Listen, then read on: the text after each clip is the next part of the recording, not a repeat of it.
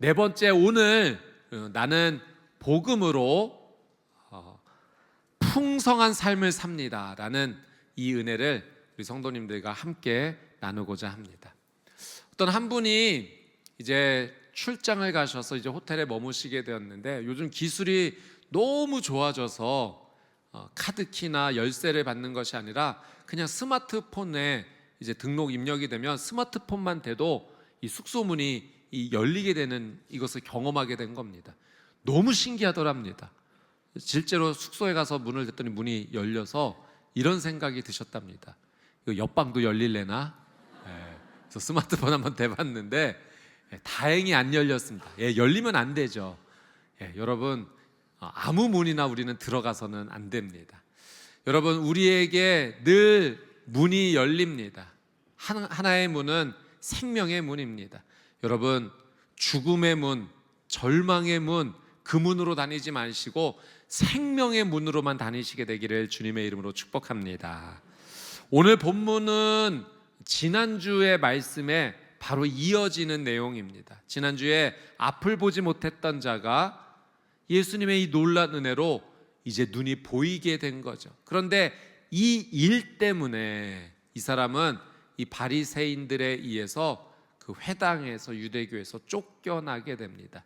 눈은 보이게 되었지만 홀로 남겨진 이 인생 가운데 예수님께서 다시 찾아오셔서 그의 눈을 보게 하셨을 뿐만 아니라 그에게 믿음을 주셔서 영원한 생명을 누릴 수 있는 은혜를 예수님이 허락하십니다.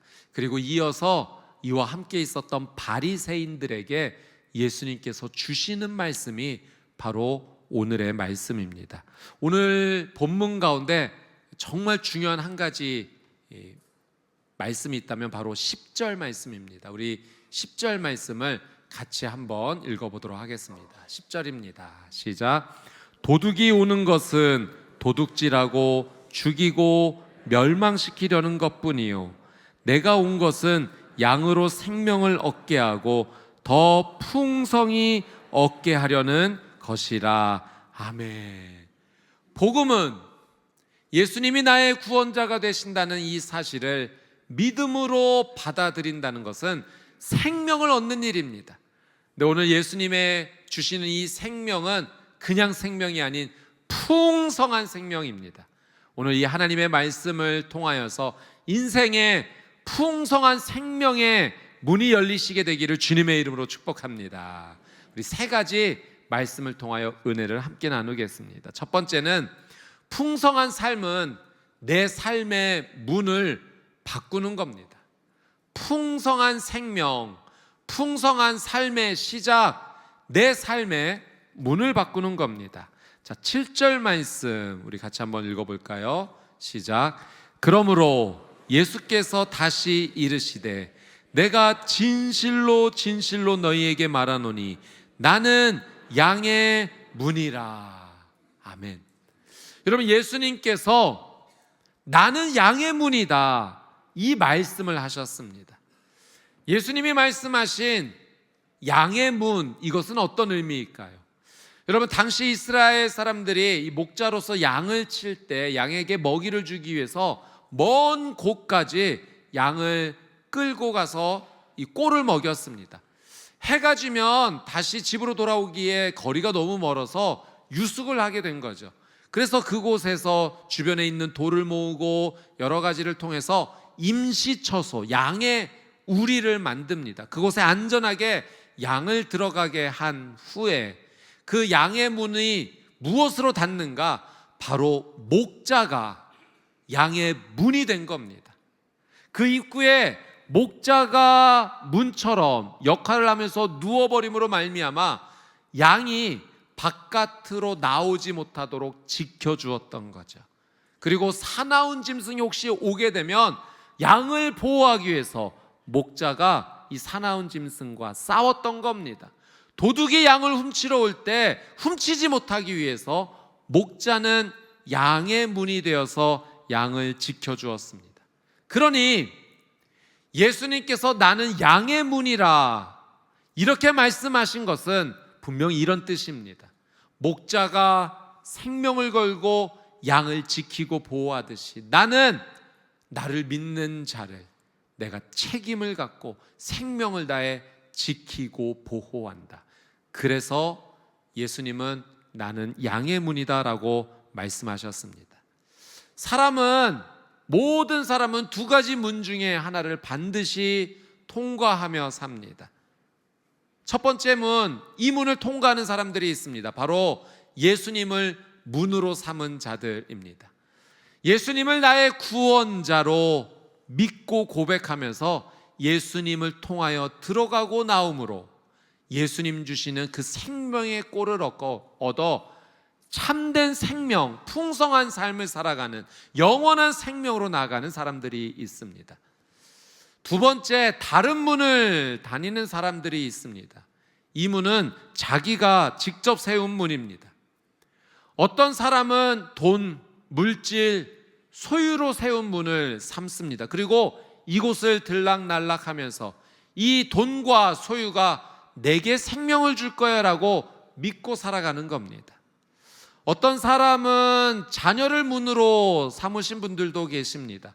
자녀가 본인의 영광입니다. 자녀가 잘 되는 것이 인생의 목적입니다. 그래서 그 문만을 의지하며 살아갑니다.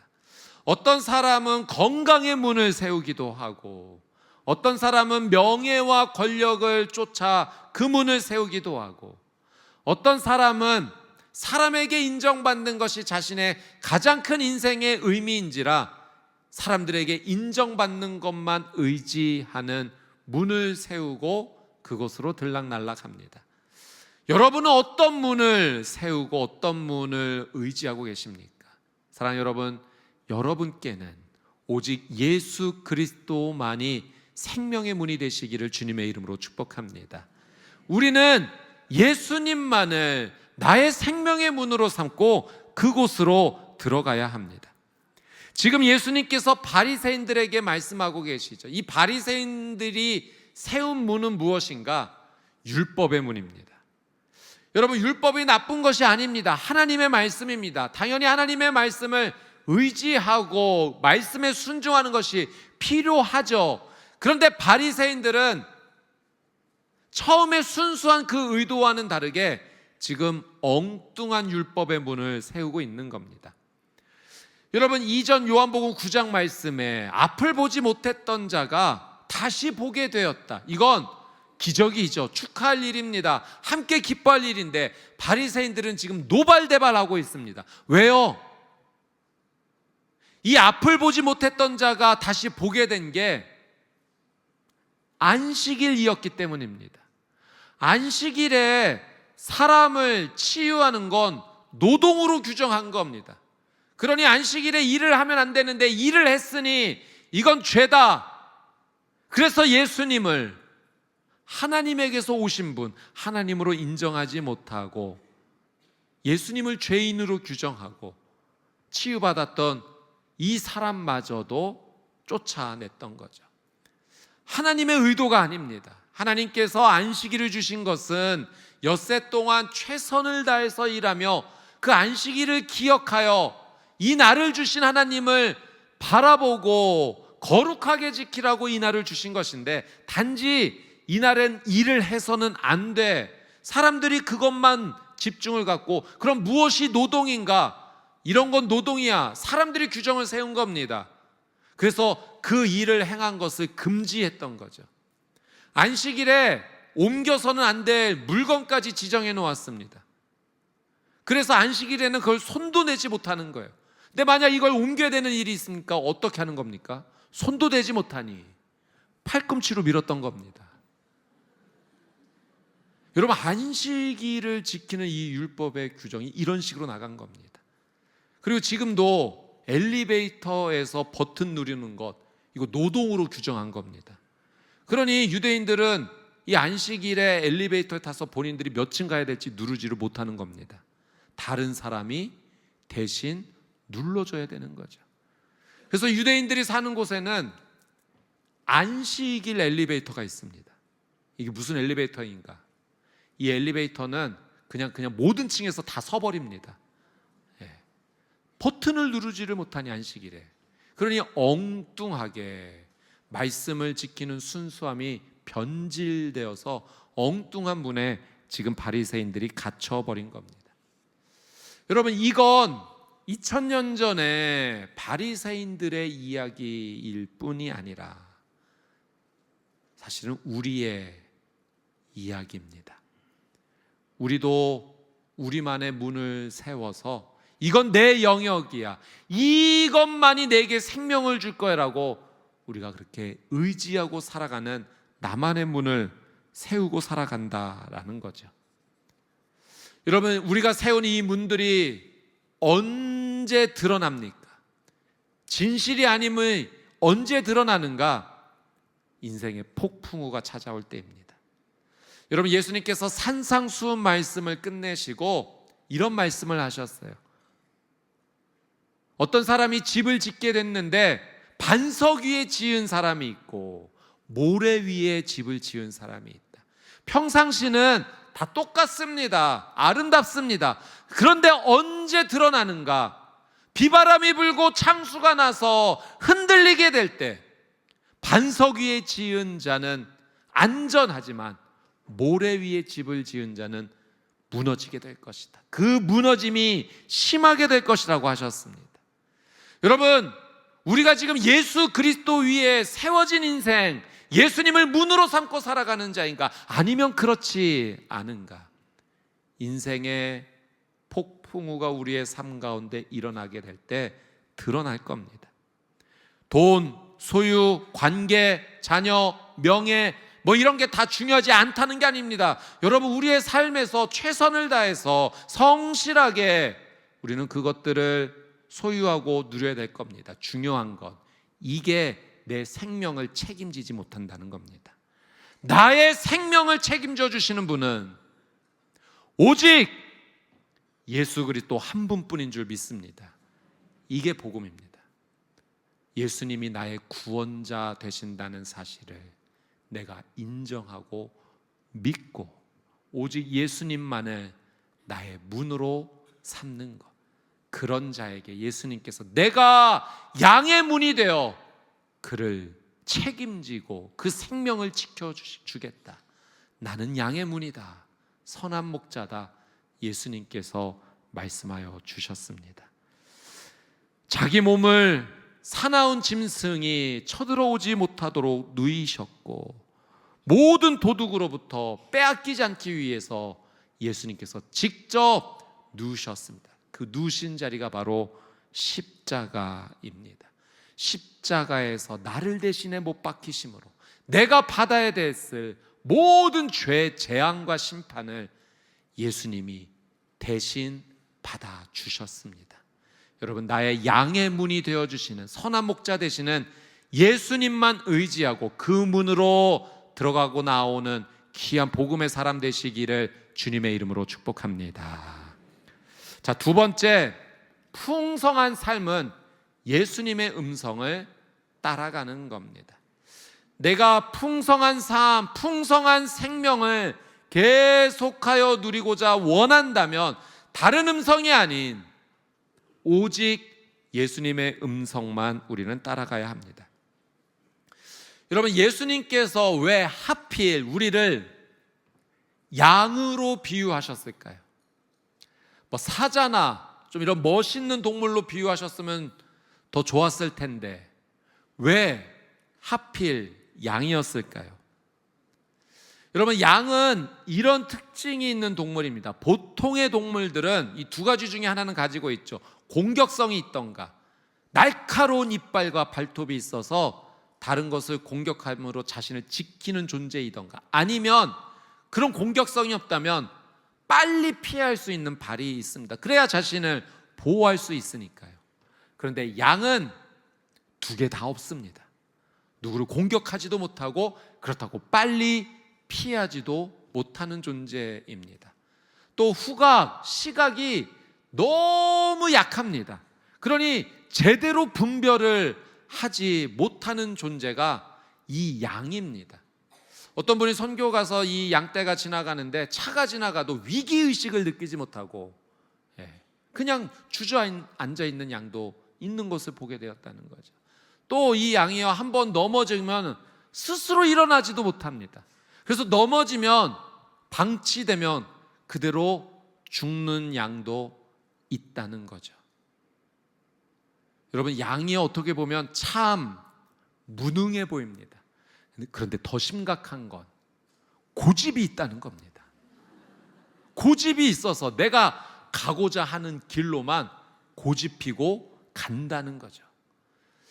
참 누구와 많이 닮지 않았습니까? 옆에 보지 마시고요. 내 모습입니다.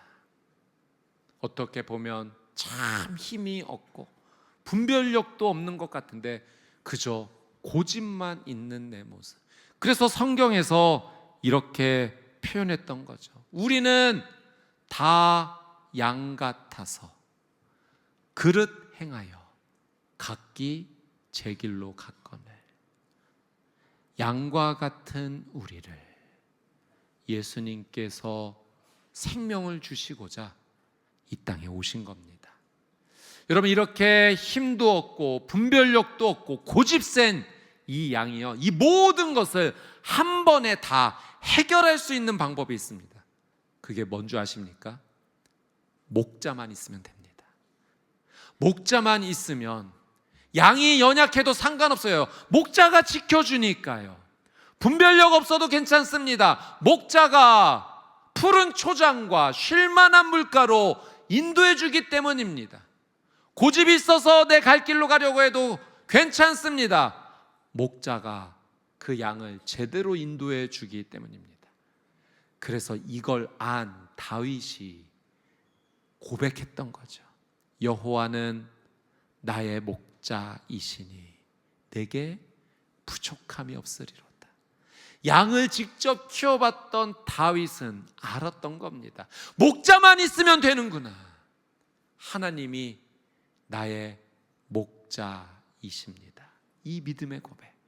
여러분, 일평생 하나님을 나의 목자로 고백하며 살아가는 믿음의 사람이 되시기를 축복합니다. 3절 말씀해 보니까 목자가 이 양의 이름을 불러서 인도한다라는 표현이 있습니다. 여러분, 당시 이스라엘에는 각기 집마다 양의 우리를 만들 형편이 되지 못해서 마을에 공동 우리를 만들었다고 합니다. 그러니 이 집의 양도 여기에 들어가고 저 집의 양도 이 우리 안에 들어가는 겁니다. 여러분, 양이요 다 비슷비슷하게 생겼습니다. 이것도 섞여버리면 어떻게 되나요? 내 양 찾을 수 있을까요? 어떻게 찾을까요? 표시를 좀 남겨두면 될까요? 예, 그런 방법도 있습니다. 그런데 이때는 그렇게 하지 않았답니다. 목자가 자기 양을 알았습니다. 양도 내 목자의 음성을 기억했습니다. 그래서 목자가 부르면 자신의 목자를 따라 나왔던 거죠. 여러분, 이게 풍성한 삶, 풍성한 생명의 실제입니다. 목자가 내 양을 압니다. 예수님이 나를 아십니다. 그리고 여러분, 내가 예수님의 음성을 알고 따라가는 것, 이게 생명의 시작인 줄 믿습니다.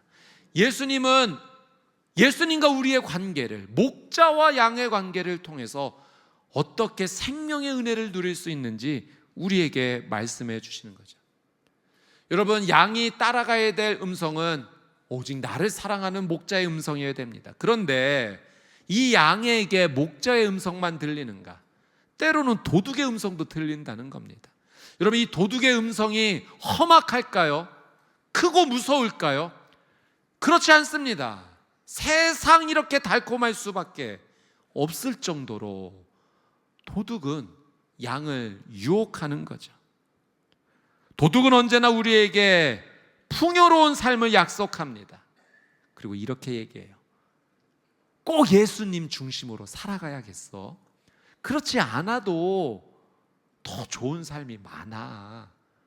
사탄은 우리를 예수님에게서 떼어내고자 거짓으로 우리를 유혹한다는 거죠. 여러분, 마치 이런 거 아니겠습니까? 만약에 이런 주일 아침에 비가 내립니다. 교회 가기 진짜 귀찮네요. 그냥 집에서 시원한 옷 입고 맛있는 거 먹고 재밌는 거 보라고 사탄이 달콤한 말로 우리에게 속삭입니다. 어떻게 보면 그게 더 풍요로운 삶처럼 보입니다. 그런데 그렇지 않다는 거예요. 사탄은 우리를 예수님에게로 떨어뜨리게 해서 결국 잡아먹고 죽음으로 이끌어 가고자 함입니다. 그러니 양인 우리는 어떤 음성을 들어야 될지 분별해야 되는 겁니다. 이 음성이 나를 살리는 음성인지 아니면 나를 유혹하고 죽이는 음성인지 분별해야 합니다. 누가복음 5장 말씀해 보니까 예수님께서 시몬 베드로를 만나신 이야기가 나옵니다. 시몬 베드로는 어부입니다. 밤새도록 그날 그물을 내렸습니다. 그런데 한 마리도 잡지를 못해서 마음이 상할 대로 상한 상황입니다. 온몸의 힘도 다 빠졌습니다. 이제 동이 터오는데 예수님이 시몬 베드로를 찾아오신 거죠. 그리고 이렇게 말씀하신 겁니다. 깊은 곳에 그물을 내려라. 여러분, 인간적으로 보면 베드로는 전문 어부이고 예수님은 목수입니다. 예수님의 이 말을 따를 수가 없는 거죠. 그런데 베드로가 이렇게 고백합니다. 말씀에 의지하여 내가 그물을 내리겠나이다. 말씀에 의지하여. 베드로는 예수님의 이 음성을 목자의 음성으로 받아들인 겁니다. 깊은 곳에 그물을 내렸을 때 어떤 일이 일어납니까? 그물이 찢어질 정도로 큰 물고기를 붙잡게 됩니다. 여러분, 이것은 영적으로 우리에게 주시는 분명한 하나님의 뜻이 있습니다. 누구의 음성을 따라갈 것인가? 여러분, 선한 목자 대신 예수님의 음성을 따르시게 되기를 축복합니다. 그러면 영적으로 표현하자면 그물이 찢어지는 겁니다. 여러분, 우리의 삶에 이렇게 하나님을 사랑하여 주의 음성을 따르고자 예배 자리에 나오신 여러분의 삶 가운데, 여러분 이때뿐만이 아니라 여러분의 일주일의 삶 가운데 하나님께서 참 많이 말씀하실 겁니다. 내 마음에 목자의 음성으로 다가오실 겁니다. 사랑하라, 용서하라, 절제하라, 여러 가지 음성을 주실 겁니다. 그런데 이렇게 말씀하실 거예요. 나의 일상의 자리에서 배우자에게 가서 한번 손 잡아주고 미안하다고 말해. 그게 사랑입니다. 사랑하는 자녀 한번 꼭 끌어안아주고 할 수 있다라고 격려해줘. 이것이 선한 목자의 음성입니다. 직장의 자리에서 누군가 실수하고 잘못했을 때 한번 큰 소리 칠 그런 타임입니다. 조금만 참고 다시 한번 잘해볼 수 있도록 한번 네가 앞장서봐. 하나님 주시는 음성입니다.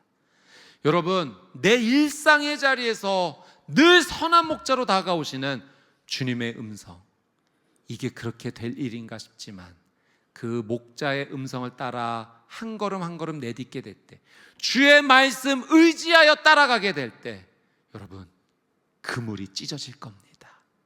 내 삶에 이런 은혜가 찾아올 수 있을까? 내 삶에 이런 생명의 일들이 일어날 수 있을까? 여러분, 선한 목자의 음성을 따라가는 양은 목자로부터 풍성한 꼴을 얻는 겁니다. 오직 주의 음성만 따라가는 예수 그리스도의 어린 양이 되시기를 주님의 이름으로 축복합니다. 마지막으로 세 번째, 풍성한 삶은 예수님께서 목숨으로 사신 겁니다. 여러분, 내게 주어진 이 생명은 그냥 흔하디 흔한 그런 생명이 아니라 예수님이 목숨 주고 사신 귀한 가치 있는 생명이라는 거죠. 10절 말씀 한 번 더 읽어보겠습니다. 10절입니다. 시작. 도둑이 오는 것은 도둑질하고 죽이고 멸망시키려는 것뿐이요, 내가 온 것은 양으로 생명을 얻게 하고 더 풍성히 얻게 하려는 것이라. 내가 온 목적이 있다.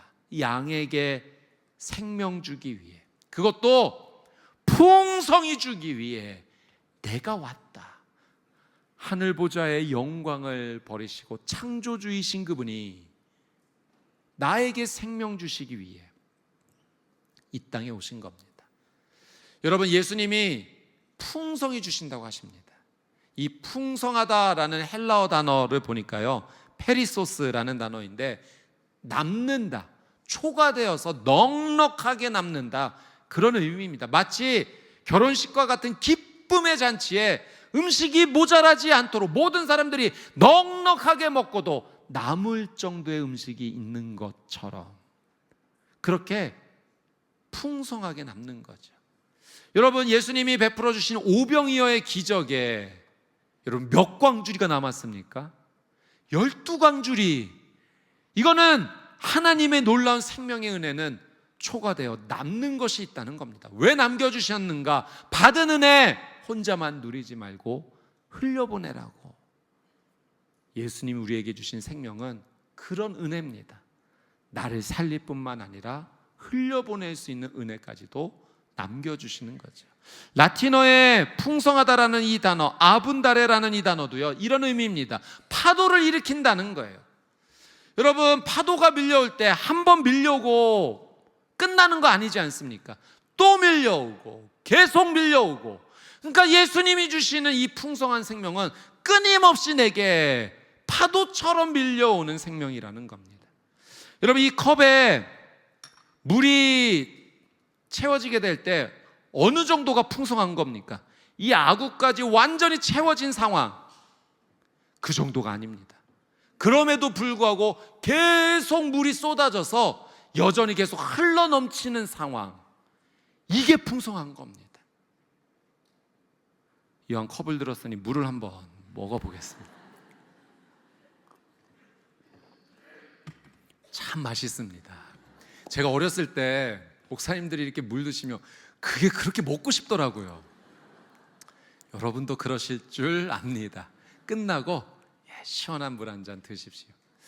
여러분, 풍성한 은혜, 계속해서 밀려오는 생명의 역사입니다. 어느 한 남편분이 아내에게 수칙을 받았습니다. 이걸 평생 지켜야 된다. 어떤 수칙이었는가? 남편과 아내가 사진을 찍을 때 꼭 남편은 아내보다 한 발 앞장서서 찍는다. 왜 그럴까? 그래야 남편의 얼굴이 풍성하게 나오기 때문에. 그러면 뒤에 있는 우리 아내분들은요, 작고 예쁘게 나오기 때문에. 제가 이거 지키고 살아서 생명의 은혜를 누리고 있지 않습니까? 풍성한 은혜 뒤에 늘 기쁨이 있는 겁니다. 여러분, 예수님께서 내가 온 것, 생명 주기 위해서, 그냥 생명이 아니라 풍성한 생명, 끊임없이 밀려오는 쏟아지는 생명입니다. 여러분, 예수님께서 양의 문이 되셨죠. 이건 사나운 짐승이 오면 내가 먼저 물리겠다는 겁니다. 도둑이 위험한 물건, 칼이나 이런 걸 가지고 와도 내가 먼저 막아서겠다. 그래서 우리에게 풍성한 생명을 주시는 겁니다. 예수님께서 십자가에서 못 박히심은 양의 문이 되어 주신 거죠. 나를 대신하여 그 십자가에서 내 죄 재앙을 다 쏟아부어 주신 걸 당해 주셨기 때문에 풍성한 생명이 내게 임하였습니다. 성경에 보니 목자가 양을 어떻게 사랑하는지 표현된 말씀이 있습니다. 다윗을 통하여서 표현된 목자가 양을 이 정도로 사랑한다. 사무엘상 17장 34절 35절 같이 한번 읽어보겠습니다. 34절 시작. 다윗이 사울에게 말하되 주의 종이 아버지의 양을 지킬 때 사자나 곰이 와서 양떼에서 새끼를 물어가면 내가 따라가서 그것을 치고 그 입에서 새끼를 건져내었고 그것이 일어나 나를 해하고자 하면 내가 그 수염을 잡고 그것을 쳐 죽였나이다. 여러분, 다윗이요 목자였습니다. 그래서 이 목자로서 양을 지키고 보호할 때 곰이나 사자같이 사나운 맹수가 새끼 양을 물어갔다는 겁니다. 여러분이라면 어떻게 하시겠습니까? 쫓아가시겠습니까? 양 한 마리가 귀합니까? 사람 목숨이 귀합니까? 당연히 사람 목숨이죠. 그런데 목자는 어린 새끼 양 한 마리 포기하지 않는다는 겁니다. 다윗은요, 사자의 입에 손을 넣어본 사람입니다. 그 사자의 입에서 새끼 양을 구해냈던 거죠. 그리고 또 덤벼들면 그 새끼 양을 구하기 위해서 사자를 쳐 죽였다, 대항했다, 저항했다. 그게 목자라는 겁니다. 여러분, 우리 주 예수 그리스도께서 죽음의 입속에서 손을 집어넣어 나를 끄집어내어 주신 줄 믿습니다. 나의 선한 목자, 나의 양이 문이 되어 주신 분, 그분이 내게 풍성한 생명을 주셨습니다. 그러니 다윗이 여호와는 나의 목자시니, 이 고백은 그냥 하는 고백이 아닌 거죠. 하나님이 나를 얼마나 사랑하고 계시는지 아는 자의 고백입니다. 여러분, 내가 누린 이 생명의 가치가 예수님께서 십자가에서 생명을 내어주심으로 내게 주신 은혜라는 것을 잊지 말고 늘 십자가의 예수님을 바라보며 감사함으로 사시는 복음의 사람 되시기를 주님의 이름으로 축복합니다. 이제 말씀을 맺습니다. 우리 주님, 나의 양의 문이 되어 주셨고 선한 목자 되어 주셔서 내가 그 복음의 은혜로 풍성한 생명, 풍성한 삶을 살게 되었습니다. 그러니 여러분, 오직 예수님의 문으로만 다니십시오. 주님에게로만 들어가고 나올 때 주님 주시는 풍성한 꼴의 은혜가 우리에게 임할 겁니다. 여러분, 다른 음성 쫓아가지 말고 나의 선한 목자 되신 예수님의 음성만 따라가십시오. 그 음성에 우리에게 그물이 찢어지는, 내 생명의 풍성함이 넘치는 그 귀한 은혜가 있습니다. 내 생명의 가치는 예수님께서 십자가에서 죽어주신 생명의 가치임을 기억하며 오직 예수님만 믿고 의지하며 살아가는 복음의 능력을 누리는 귀한 삶이 되시기를 주님의 이름으로 축복합니다.